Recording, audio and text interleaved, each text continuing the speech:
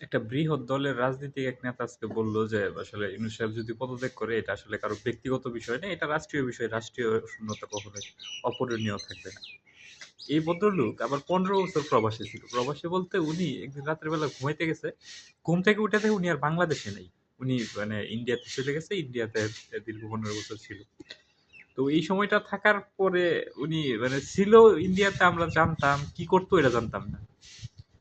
উনি রাষ্ট্রীয় আতিথেয়তা পাইছে নাকি ওখানে কুলি মজুরের কাজ করছে এটা আমরা জানতাম না। তবে মানে ফরচুনেটলি উনি আফটার দ্য রিভলিউশন উনি খুব স্মুথলি ইন্ডিয়া থেকে বাংলাদেশে ব্যাক করতে পারছে। আমি এই বিষয়টা জানি না। একটা মানুষ যদি উইদাউট পেপারস একটা দেশে থাকতে চায় তাহলে তাকে হয় জেলে থাকতে হবে নয়তো অন্যভাবে থাকতে হবে।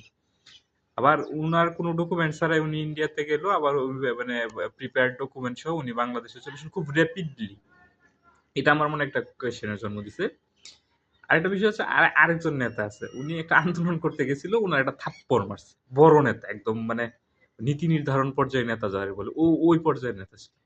থাপ্পড় মারছে। ওই থাপ্পড় খায় ভদ্রলোক মানে রাজনীতির মাঠ থেকে চলে গেছে। সেকেন্ডলি যে বিষয়টা আসে যে আপনি বর্তমানে বাংলাদেশে কোনো রাজনৈতিক দল নাই। কেন নাই? প্রধান রাজনৈতিক দল যেটা ক্ষমতায় ছিল ও তো যেহেতু এখন কার্যক্রম নিষিদ্ধ। তার মানে এখন যে আছে, এখন যারা ইলেকশনের কথা বলতেছে, এরা তো আসলে এমনিই ইলেক্টেড। ও টু ইলেক্টেড। এখন এটা নির্বাচন করতে গেলে ৩ থেকে ৪ হাজার কোটি টাকার একটা ব্যাপার-স্যাপার আছে। কারণ আপনার ১২ কোটি ব্যালট ছাপাইতে যে পরিমাণে খরচ হয় এটা আপনি আমি ভালো বুঝি। তাহলে এই ইলেকশনটার কোনো দরকার নেই।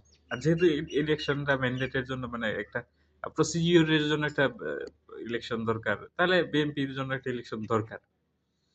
আনফরচুনেটলি বর্তমান যে কন্ডিশন দেশের টোটালি আপনার বলেন এই পুলিশ কন্ডিশন, সশস্ত্র বাহিনী কন্ডিশন। আপনি ভাবেন একটা ম্যাজিস্ট্রেসি ক্ষমতা পাওয়ার পরও সেনাবাহিনী মাঠে কোনো ধরনের অ্যাক্টিভিটিস নাই।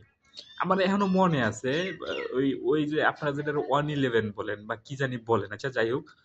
ওই 111 সরকারের আমলে ফখরুদ্দিন মঈনুদ্দিনের সরকারের আমলে শার্টের হাতা ফুল হাতা শার্টের কলার ফোল্ড করে মানে কাপ ফোল্ড করে রাখতে পাবলিক ভয়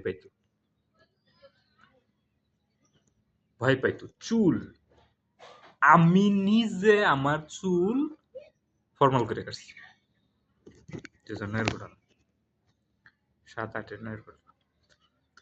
ওই সেনাবাহিনীর লোকজন এখন যেহেতু 15 বছর এখানে নিয়োগটা ওইভাবেই হয়েছে, আর 15 বছরে সবকিছু ওইভাবেই সেটেল হয়েছে। ধন্যবাদ।